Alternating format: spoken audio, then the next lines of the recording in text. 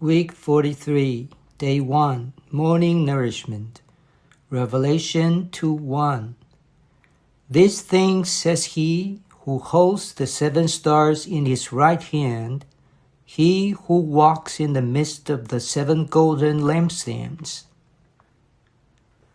Revelation 2:7.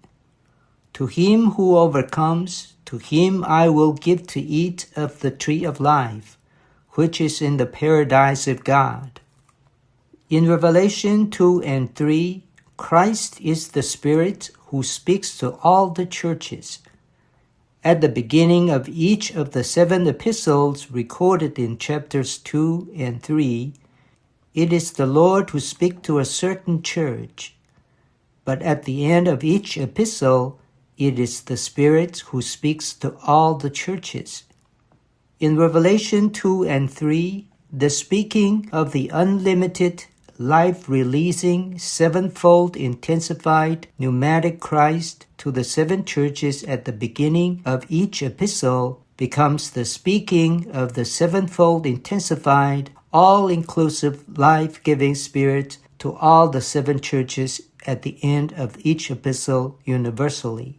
Here we see that the speaking Christ becomes the speaking Spirit, the Spirit who speaks to all the churches.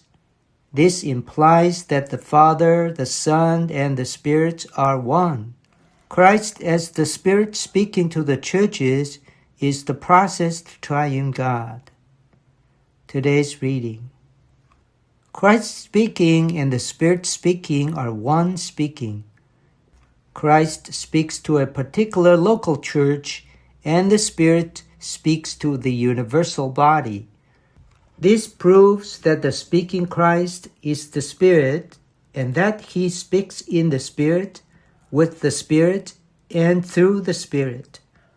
Whatever Christ speaks, that is the speaking of the Spirit.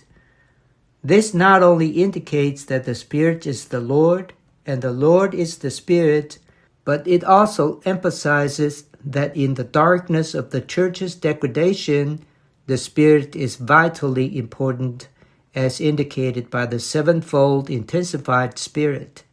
It is significant that the Lord is speaking as the Spirit, not only to a certain church, but to all the churches.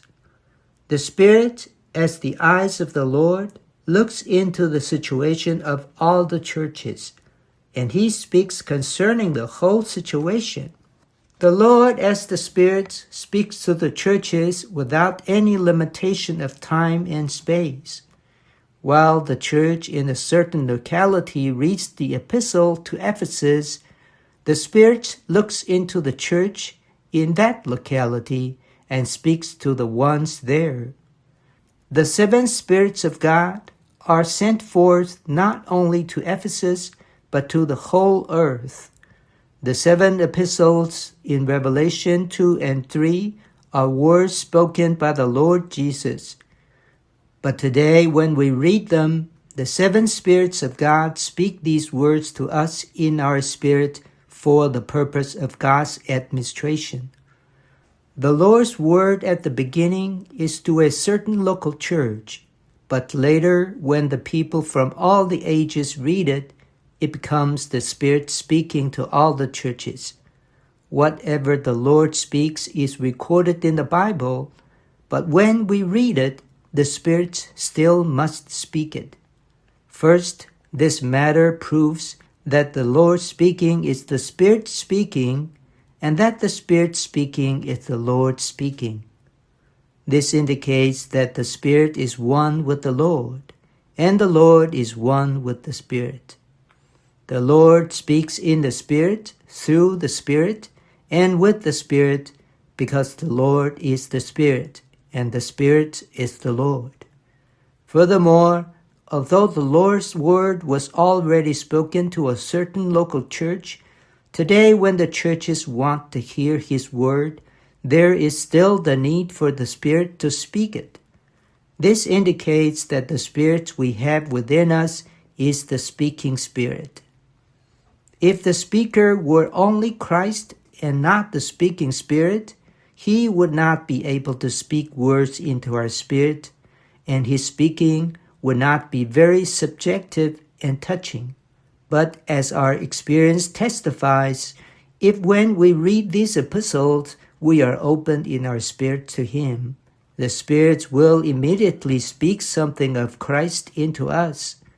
Because the speaker is not the outward, objective Christ, but the inward, subjective Spirit, he speaks not only in the black and white letters of the Bible, but also in our spirit.